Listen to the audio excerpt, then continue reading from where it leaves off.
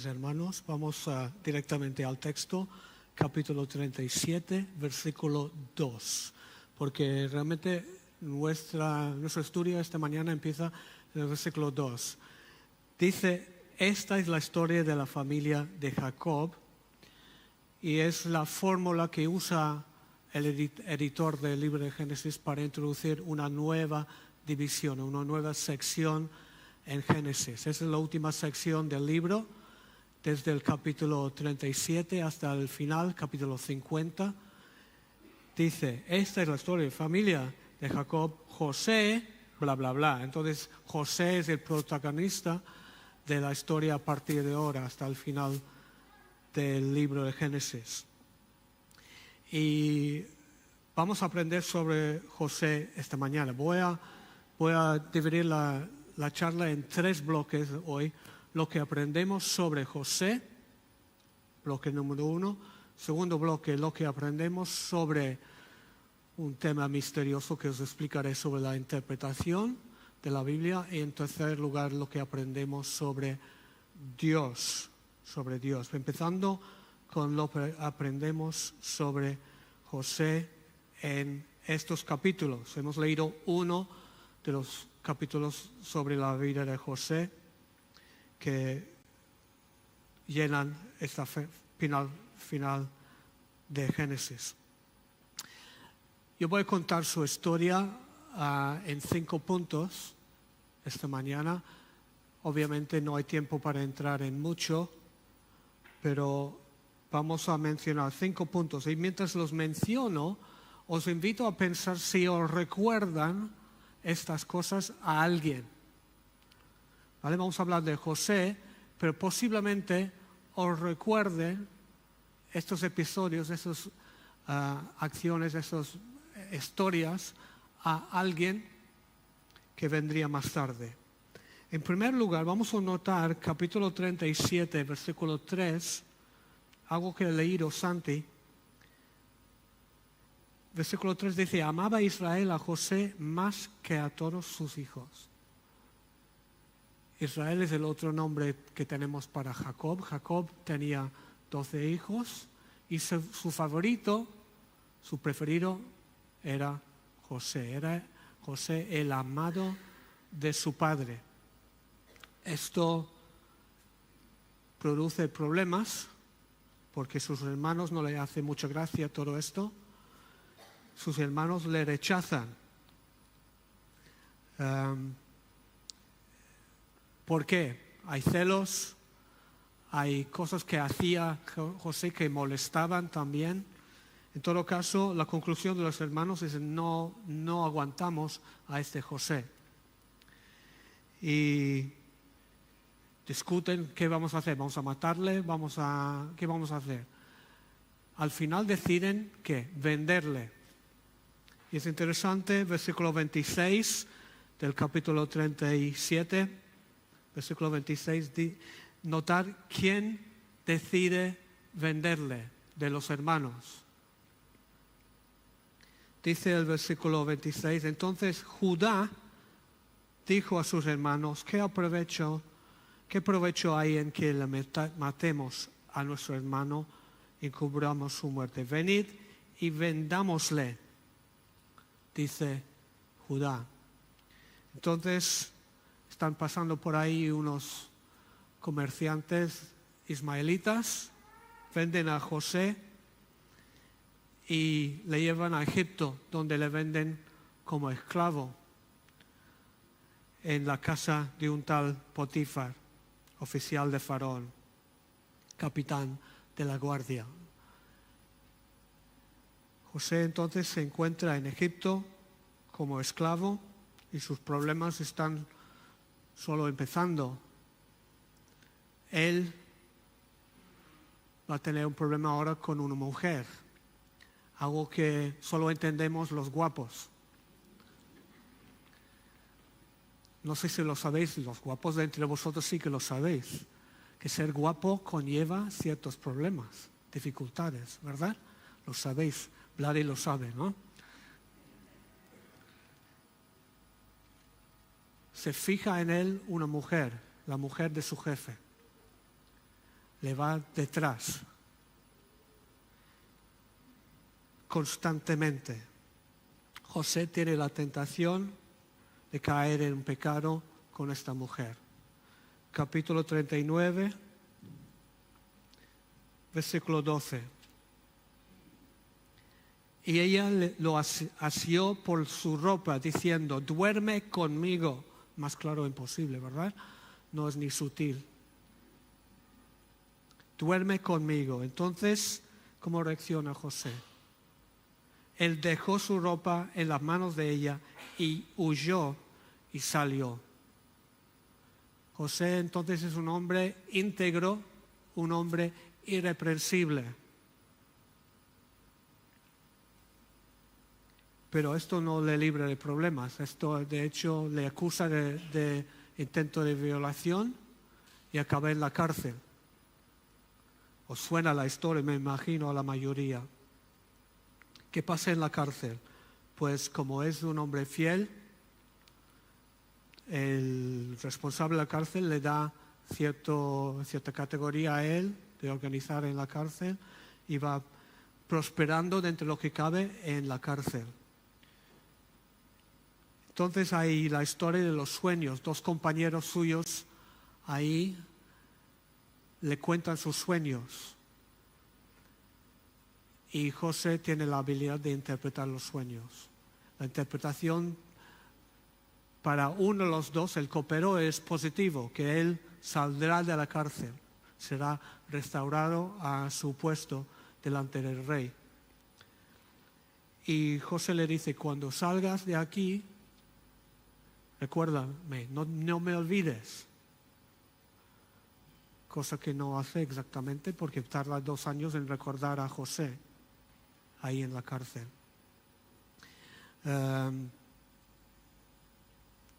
Capítulo 41, versículo 57.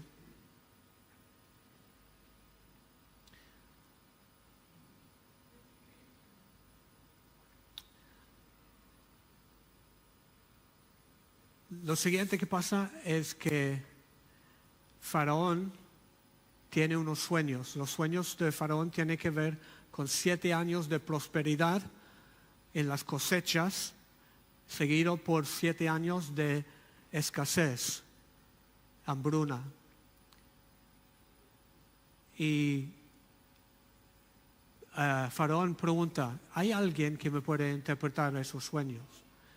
Y el copero se acuerda de José y dice, mi compañero de la celda te puede ayudar. Sube a José, interpreta el sueño y gracias a José se puede empezar a organizarse, preparan una manera de almacenar el grano para los 7 años duros.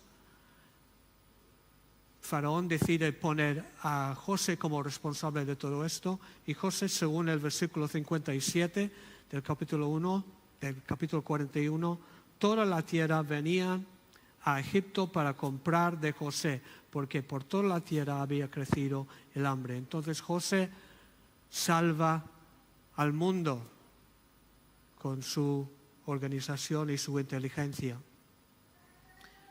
En el mismo capítulo 41, versículo 45, notamos otro detalle de su vida, que se casa José y se casa con mujer gentil. Versículo 45 dice, llamó Faraón el nombre de José, Zafnat Panea, y le dio por mujer a Asenet, hija de Potifera, sacerdote de On. Entonces, cuando yo hablo de esos 5 puntos de la vida de José, yo no sé si os recordaba a alguien. Decíamos que era el amado de su padre, que fue rechazado por su pueblo y vendido por un tal Judá, que fue irreprensible y sin pecado, que salva al mundo y que tiene mujer, novia, gentil. Yo no sé si os ha recordado a alguien. ¿Alguien se atreve a decir a alguien? ¿Ah? Jesús, ¿vale? Algunos igual estáis diciendo otras cosas, se os ocurren otros personajes, pero la verdad es que es difícil escapar la conclusión de que hay algo de Jesús aquí. Jesús también es el amado de su Padre, ¿verdad? Mateo 3:17 habla como el Padre en el momento del bautismo de Jesús. Dice, ese es mi Hijo amado en quien tengo complacencia. Jesús también es rechazado por sus hermanos, por su pueblo, y vendido ¿por quién? Judas Iscariote. Es el mismo nombre que Judá. Judas, el hermano de José, es la versión hebrea del nombre. La versión griega de Judá es Judas. Entonces, un tal Judá vende a Jesús también. Jesús también es un hombre íntegro que nunca cedió ante la tentación. Hebreos 4:15 dice que fue tentado en todo, pero sin pecar. Jesús también salva al mundo de manera paralela con la salvación que trajo José. Jesús salva. Juan 3:17, porque no envió Dios a su Hijo al mundo para condenar al mundo, sino para que el mundo sea salvo por Él. Es el Salvador. Y Jesús también toma la novia, la esposa del mundo de los gentiles, que es la iglesia, que somos nosotros. Entonces, en todos esos puntos y muchos más, se puede observar similitudes, coincidencias con Jesús, entre José y Jesús. De hecho, hay teólogos que han encontrado hasta 65 paralelismos entre José y Jesús. Y todo esto me lleva a un segundo punto, segundo bloque, que es ¿cómo leemos entonces pasajes como Génesis 37 a Génesis 50, que están a primera vista hablando de José, pero tú detectas que están hablando a otro nivel de Jesús? ¿Cómo llevamos esto? Y esto nos lleva a considerar el segundo bloque, que sería cómo leer tipológicamente a la Biblia. Tipológicamente es la palabra técnica para hablar de esto, de comparar cosas en el Antiguo Testamento y ver a Jesús o otras cosas en ellas. Un tipo, o la tipología, el uso de tipos, lo voy a definir como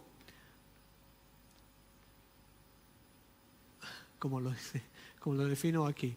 Esta definición no es exhaustiva y es muy matizable, pero la tipología es cuando tú ves a algo o a alguien en el Antiguo Testamento que señala hacia el Nuevo Testamento y sobre todo hacia Jesús mismo. ¿Vale? Entonces, tienes lo que se llama un tipo, que es la señal, y el antitipo, que es lo señalado, lo que es el cumplimiento. El tipo y antitipo, la sombra y el cumplimiento. El antiguo y el nuevo. Vamos a ver un ejemplo claro para que os hagáis una idea. En Juan capítulo 1 tenemos un caso claro de un tipo.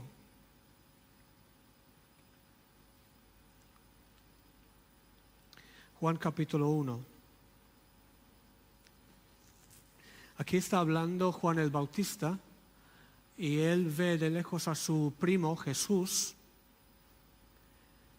y señala y dice: he aquí el Cordero de Dios que quita el pecado del mundo. Hablando de Jesús.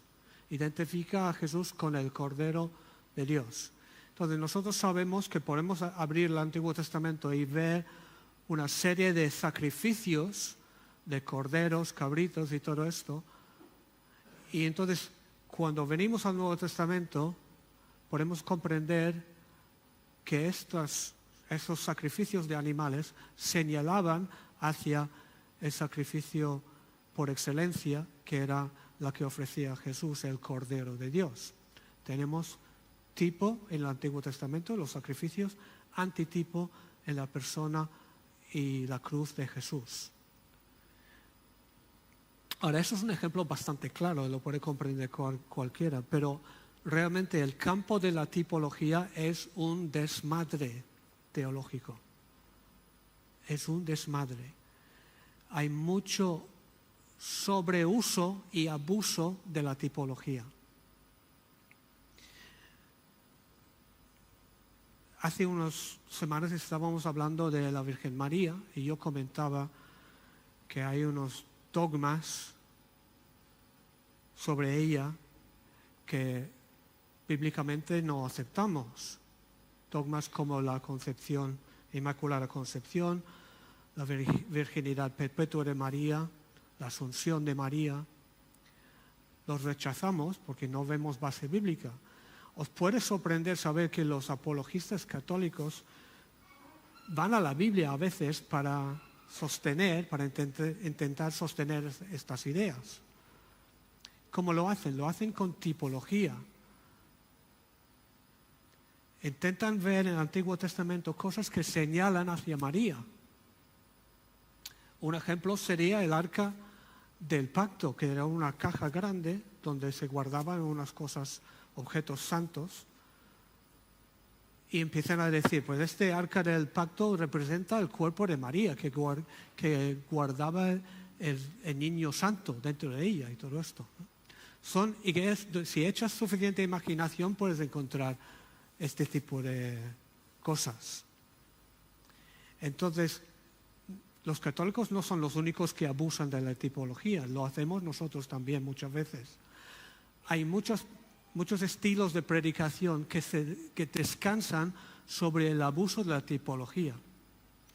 ¿Quién aquí no ha asistido a un sermón sobre David y Goliat, donde el predicador pasa casi todo el tiempo diciendo que este texto trata de ti y tu vida y los gigantes en tu vida que has de superar?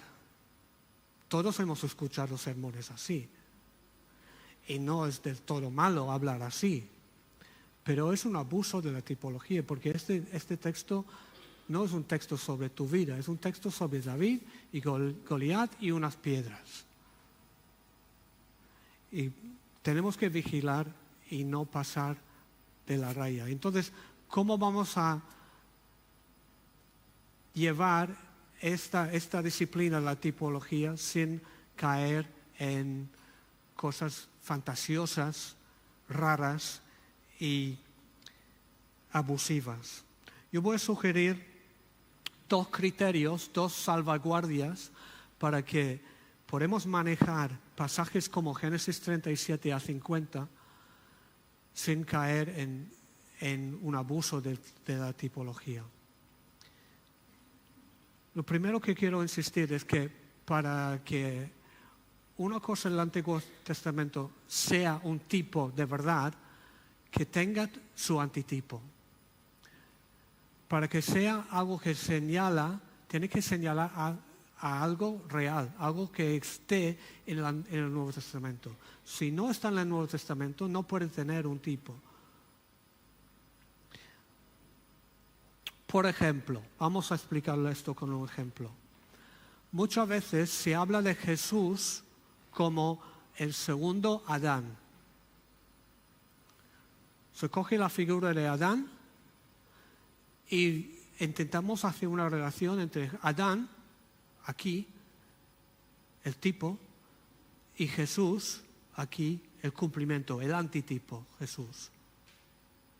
¿Esto está justificado, sí o no?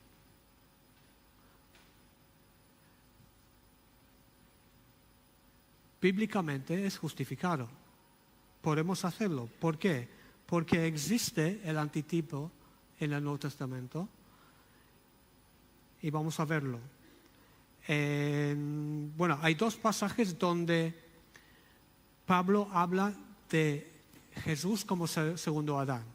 Uno es 1 Corintios 15, el otro es Romanos 5. Vamos a Romanos 5 y veremos que Pablo dedica aquí también un pasaje largo a su argumento de que Jesús es el segundo Adán.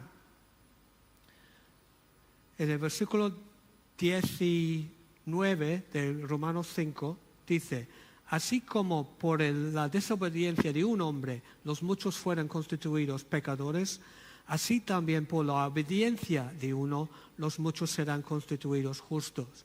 Está diciendo que hay un hombre en lo cual somos todos pecadores, que es Adán, y otro en Jesús donde encontramos la justicia. ¿Vale? Entonces, en el Nuevo Testamento existe el antitipo, Jesús, y está aquí enseñado. Podemos justificar el uso de tipología en este caso porque lo identifica. Existe. Pero, ¿qué pasa? Entonces, tenemos un segundo Adán. Hemos establecido en el Nuevo Testamento que hay un segundo Adán. Entonces, a algunos se les ocurre la pregunta: ¿y una segunda Eva? ¿Habrá una segunda Eva? Si hay un primer Adán, segundo Adán, hay una primera Eva, ¿no habrá una segunda Eva? ¿Y no será María, por ejemplo? Eso es exactamente lo que se hace en la tipología practicada por algunos teólogos católicos. Pero la segunda Eva no pasa la prueba mía, no pasa este criterio de la existencia de antitipo en el Nuevo Testamento. Tú puedes buscar por todo el Nuevo Testamento, en ningún sitio dice que María es la representante de una nueva humanidad o una nueva mujer. Sí que habla de Adán como representante nuestro de toda la humanidad en Cristo, segundo Adán, pero nunca identifica a María con una segunda Eva en el Nuevo Testamento. Entonces, eso es mi primer criterio, mi primera salvaguardia. Tiene que existir en alguna parte del Nuevo Testamento el antitipo. No es bueno hacer tipología cuando has de inventar tú el antitipo. Tiene que estar en el Nuevo Testamento. Segundo criterio, segunda salvaguardia. Incluso cuando encontramos algo en el Nuevo Testamento que nos suena al Antiguo Testamento, tenemos que reconocer que hay grados de seguridad sobre la identificación que estamos haciendo. Tú crees que has identificado un antitipo, algo en el Nuevo Testamento que viene del Antiguo, pero tienes que reconocer que hay grados de seguridad. Y voy a sugerir 3 grados principales de seguridad para hacer la identificación. Esto es un tipo que he leído aquí. Pues el primero sería cuando podemos estar 100% seguros. Y eso es cuando la Biblia dice explícitamente que algo en el Nuevo Testamento es el antitipo de un tipo anterior. A veces el Nuevo Testamento dice explícitamente que es así. Un ejemplo es volviendo a Romanos 5, esto del segundo Adán. Romanos 5:14. No obstante, reinó la muerte desde Adán hasta Moisés, aun en los que no pecaron a la manera de la transgresión de Adán, el cual es figura del que había de venir. Dice que Adán es figura del que había de venir. Y esta palabra figura es la palabra tipos en griego. Es un tipo. Explícitamente Pablo dice que Adán es tipo del antitipo Cristo. ¿Vale? Entonces tenemos esa palabra tipos que está usado en el Nuevo Testamento. Hay otra palabra similar que es la palabra skia. Skia quiere decir sombra y también se usa para establecer la relación entre un tipo y su antitipo. En Colosenses 2, Pablo está hablando de la celebración de días de reposo y fiestas judíos y está diciendo, estáis perdiendo el tiempo con estas cosas. ¿Por qué? Porque son sombra de lo que ha de venir. Solo están ahí estas fiestas para señalar a Jesús. Ahora puedes dejar de celebrarlos. Ha venido el cumplimiento, ha venido el antitipo. Y dice esquías, sombra. ¿Vale? Entonces a veces explícitamente la Biblia establece el tipo. No tienes que pensar demasiado. ¿Vale? Ya está, es un tipo, lo ha dicho. La otra manera que lo hace es con una construcción típica que es como tal, así el otro. Usa esta fórmula para establecer también la conexión. Pongamos un ejemplo, Juan 3, 14. Aquí estamos hablando de la muerte de Jesús y que la muerte de Jesús tiene un tipo anterior, una sombra anterior en el Antiguo Testamento, que es el incidente cuando Moisés toma un palo y tiene en el palo la serpiente. La gente miraba a la serpiente y fue sanada. Y esto era símbolo de la cruz. ¿Cómo lo sabemos? Porque el Nuevo Testamento dice que hay una conexión entre los dos. Y lo dice de esta manera. Como Moisés levantó la serpiente en el desierto, así es necesario que el Hijo del Hombre sea levantado.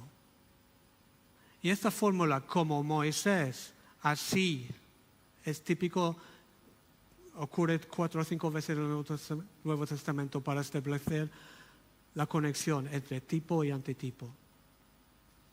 ¿Vale? Como Moisés levantó, así será levantado Jesús. Se establece. Todo esto está al nivel de un tipo seguro. Vale, lo has encontrado. Puedes estar seguro que es un tipo. Hay otras conexiones que son más dudosas. ¿Vale? Yo pondría al nivel de probable. Por ejemplo, Génesis 28, 12. Tenemos la historia de Jacob que duerme y sueña con una escalera. Os suena la historia, ¿verdad? En la escalera están subiendo y bajando los ángeles.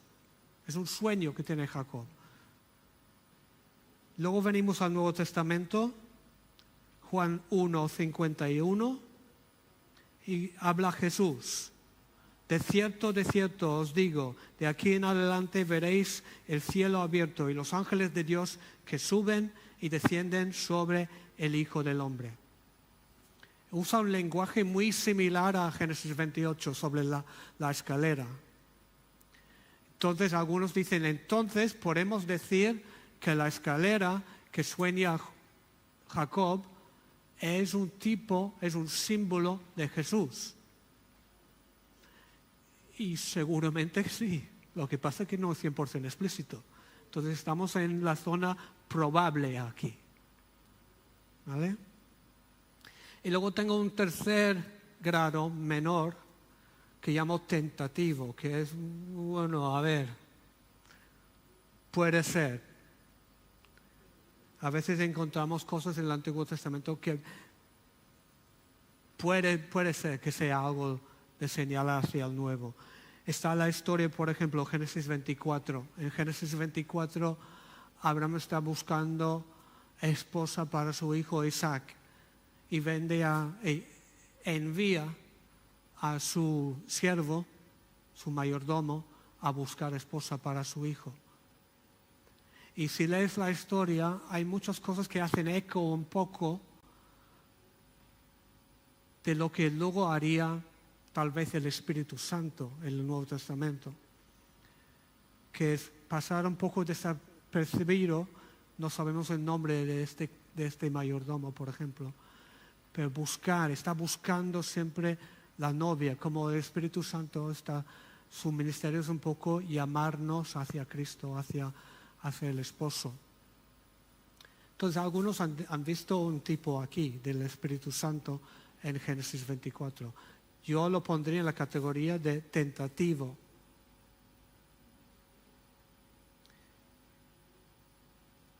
Entonces, ¿qué estoy diciendo? Estoy diciendo que existe la tipología que forma parte de la interpretación de la Biblia, pero tenemos que hacerlo de manera cautelosa. Y para hacerlo hay dos salvaguardias. La primera es que tiene que existir el antitipo, tiene que existir el cumplimiento en las páginas del Nuevo Testamento, si no, estás inventando cosas. El segundo es reconocer que no siempre es seguro.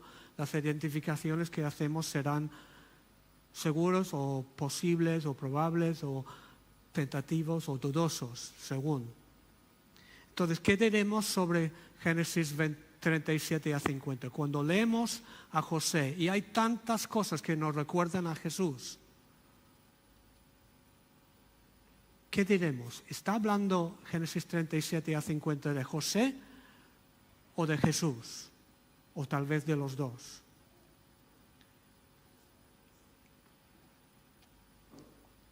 La primera prueba era preguntar si existen los antitipos. Lo que pasa a José tiene cumplimiento en lo que pasa a Jesús en las páginas del Nuevo Testamento. Pues sí, hemos visto 5 ejemplos. Lo del hijo amado, lo de la venta por parte de Judá, ahí existen los antitipos. Entonces nos da pie más o menos a atrevernos a decir que hay cierta tipología en esos capítulos. Lo que pasa es que no vamos a frenarnos un poco con el segundo criterio, porque el Nuevo Testamento explícitamente no hace las conexiones estas. En ningún momento dice que José es un tipo de Jesús en el Nuevo Testamento. Estaríamos al nivel de probable o tentativo con lo que decimos. En un sentido da igual. Lo importante es leer y dejar que el Espíritu nos guíe un poco, pero lo que no podemos hacer es afirmar tajantemente que todo lo que leemos en estos capítulos es tipo, señal hacia Cristo. Simplemente vamos a reservar nuestro juicio para más adelante y quedarnos con la historia tal cual. Es una historia sobre José, con posibles alusiones, posibles indicaciones hacia el futuro y su cumplimiento en Jesús, que son de mucho interés, pero no tenemos que dar demasiada importancia a ellos. Vale, entonces hemos visto lo que nos dice esos capítulos sobre José, lo que nos señalan sobre la manera de leer la Biblia tipológicamente. Y para acabar quiero simplemente notar 3 cosas que esos capítulos nos enseñan sobre Dios, porque al final es Dios el protagonista de todo esto, no es ni José ni nadie, es Dios mismo el protagonista. Son cosas bastante obvias y conocidas, pero vamos a recordarnos de ellas. En primer lugar, estos capítulos enseñan la soberanía de Dios, que Dios es soberano. Tiene una final feliz la historia. Al final los hermanos están reunidos, José es rico, puede bendecir a su familia y están contentos. Pero ha pasado por muchos problemas para llegar hasta aquí. Ha pasado por una falsa acusación, por la esclavitud, por la cárcel, por muchos problemas, pero la conclusión es que todo ha salido bien. ¿Por qué? Porque Dios es soberano. Esa es la conclusión que tiene el libro. Capítulo 50, versículo 20. José, hablando con sus hermanos, dice: vosotros pensasteis mal contra mí, mas Dios lo encaminó a bien para hacer lo que hoy vemos, para mantener en vida a mucho pueblo. Dios es soberano sobre las circunstancias de la vida de José y sus planes son los que prevalecen. Dios también, además de soberano, es cercano. Esther ya ha aludido esto en el tiempo de alabanza, que Dios, según los capítulos, está cerca de su pueblo, concretamente de José. Capítulo 39, versículo 2, mas Jehová estaba con José. Esto es cuando llega a Egipto como esclavo, mas Jehová estaba con José. Más tarde, en el versículo 21,